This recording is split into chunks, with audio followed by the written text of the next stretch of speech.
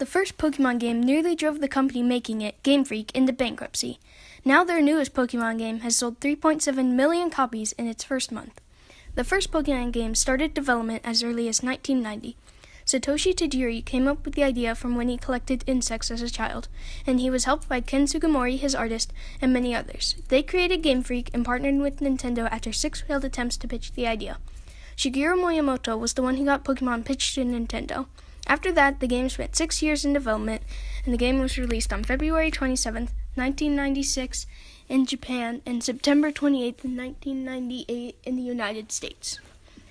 The first generation of Pokemon should be remembered because of its importance to other games, how it helped improve other generations, and how it is different from other generations. Today for this podcast, I will be joined by Darsh. Hey guys!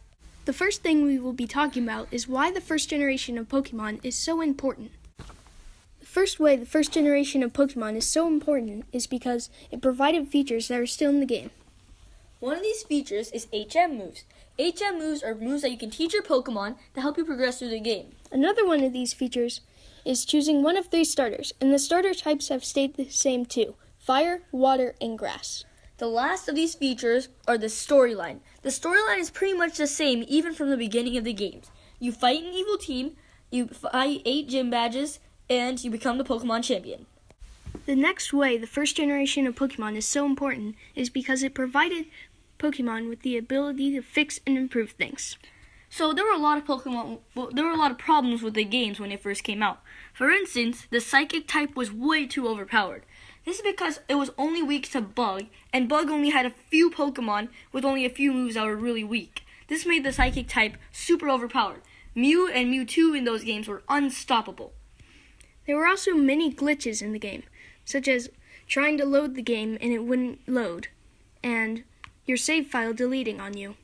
Another one of these glitches was called Missing No, which was basically a hacked Pokemon that you can get by surfing on a rock. Wait, you're joking, right? No, for real, it happened to me. We'll now be discussing how Pokemon has improved after the first generation. The first thing that was improved after the first generation was the addition of new types of Pokemon. For instance, Dark and Steel types were added in the second generation, and Fairy types were added in the 6th generation. Dark and Steel were added to make Psychic less overpowered. This is because Dark was super effective against Psychic, and Steel was resistant. And Fairy was added to make Poison stronger, and Steel stronger as well, and also to make Dragon weaker. Another way Pokemon has been improved after the first generation is the addition of special attack and special defense stats and classifying whether a move is physical or special. The classification of whether a move is physical or special was added in the 4th generation. Before, an entire type was either considered physical or special. A physical attack is an attack that hits head-on, like Brick Break. A special attack is an attack that uses some magical power, like Flamethrower. Special attack and special defense stats were added in the 2nd generation. Before that, it was just special stat. This means that if you had a good special attack, a good special stat, that means that you had good special attack and good special defense. Special attack is how much a special attack would do for a Pokemon, and special defense is how much that Pokemon resists a special attack. Another way Pokemon has improved their game is by adding new types of battles. These new battles include double battles, which were introduced in Gen 3. Double battles are exactly what they sound like: 2 Pokemon battling together against another 2 Pokemon. Double battles became the main format for competitive battling. Another type of new battle is triple battles. Triple battles are just like double battles, in which they sound like what they are: 3 Pokemon battling against another 3 Pokemon. This type of battling died out in Gen 5 when it was introduced. Then another new type of battling in Gen 5 was rotational battles. Rotation battles are basically when you send out 3 Pokemon, but on each turn you can rotate your Pokemon, and then you can attack with a different type. And then, finally, another battle that was introduced in, again, Gen 5 was multi-battles. Multi-battles have stuck around, and they're when 2 different players send out their 2 Pokemon and team up against another 2 players.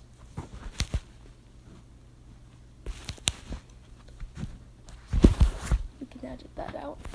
Now we'll be talking about how the first generation of Pokemon is different from other Pokemon games. One way the first generation of Pokemon is different from other games is it is the only generation without a playable female character. The female character was added in Generation 2 and has stuck around ever since. One more way for Gen 1 was different from all the other generations of Pokemon was that it was the only generation without split special attack and special defense stats. In Gen 1, it was all known as special. The special attack and special defense stats were added in Generation 2 to make the game more diverse. The final way Gen 1 is different from all the other Pokemon games is it is the only game without Dark and Steel types. As we said before, Dark and Steel types were added in Gen 2 to make the Psychic type less overpowered.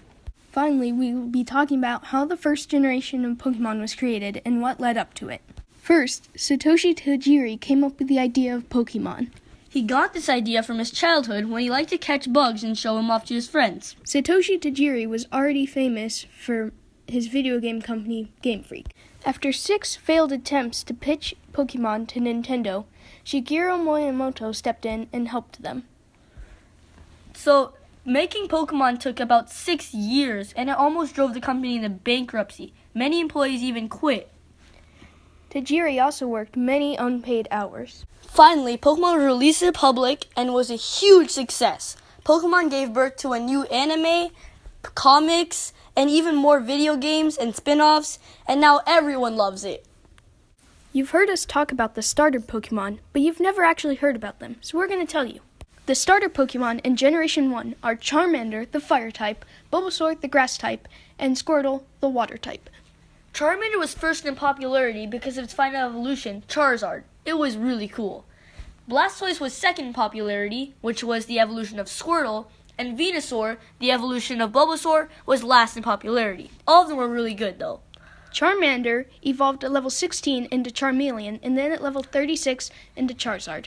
Squirtle evolved also at level 16 into Wartortle, and then also at level 36, Blastoise. And Bulbasaur evolved into Ivysaur at level 14, and into Venusaur at level 32. The starters were always part of your main team and were with you throughout your entire journey. You've also heard us talk about the storyline, so we're going to explain that too. So you start off the game as a character who you get to name yourself. And there's also a rival who you get to name yourself.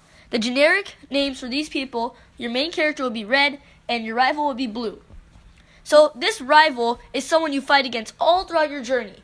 And in Gen 1, he's a snotty kid. He's the grandson of the Professor Oak, who gives you your first Pokemon and guides you throughout your adventure. Throughout your adventure, you need to go around and battle 8 gyms all throughout Kanto, the region Gen 1 is located.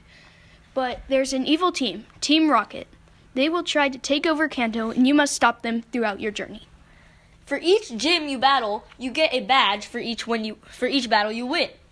After you get 8 badges from all the 8 gyms, you're allowed to go challenge the Elite Four. The Elite Four are the strongest trainers in Kanto, and after you defeat them, you get to become the champion.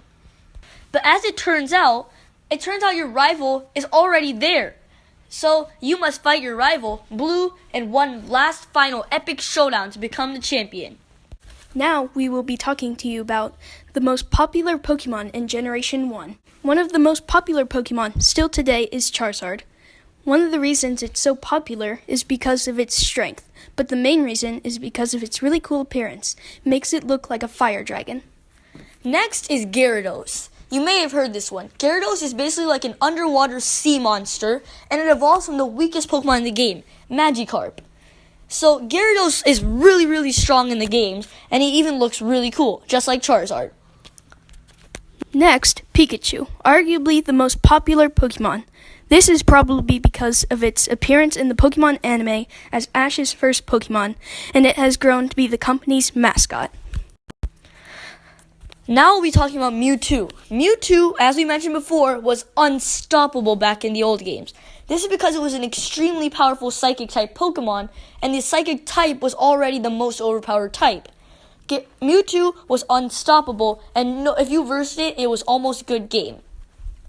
Lastly, we'll be discussing the 3 legendary birds. These were Articuno, Zapdos, and Moltres.